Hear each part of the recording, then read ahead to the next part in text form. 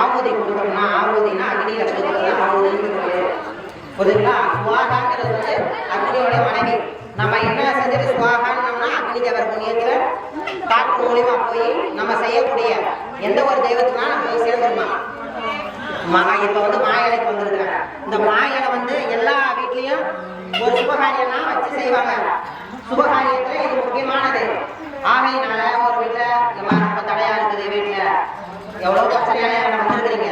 ஆகையினால மூலிகையாலையோ நவதானியங்களாலையோ யாகம் பண்ணி இப்பெல்லாம் அடிக்கொருக்கன்னா அவங்க போட்டா அவங்க கையில இப்ப செல்லு இருக்குது, காலடி மண் இருக்குது, போய் அடிக்கொருக்க அந்த ஊர்ல போய் செஞ்சுறாங்க. மூட்டை மந்திரிச்சிருக்கிறது ஏகப்பட்ட வேலைகள் பண்றாங்க. அது இல்லைன்னா வீட்டுல சுடுகாட்டு சாம்பலை அடிச்சு விட்டு போயிடுறாங்க. இது ஆகையினால நான் தியானத்துல உட்காந்துருக்கும் போது அப்படியே வந்து சொன்னேன், இந்த நாகத்தம்மா யாகத்தை பண்ணல, அந்த நாகசக்தியரும் நாகசித்தரும் நாகத்தம்மாலும் அந்த குடிகொண்டு எல்லா இடத்துலையும் குடிகொண்டு இருக்கிறான். இல்லாத இடத்துல நம்ம எந்த பொருளும் கிடையாது. ஆகையினால அந்த தெய்வம் எனக்கு சொன்னதுனால உங்களை வச்சு இவ்வளவு யாகம் பண்ணி இவ்வளவு ஆமோதி கொடுக்குறேன்.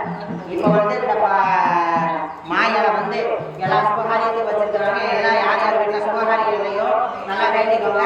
அதை நான் போட போறேன். அந்த சுபகாரியம் நல்லபடியா நடக்கும்.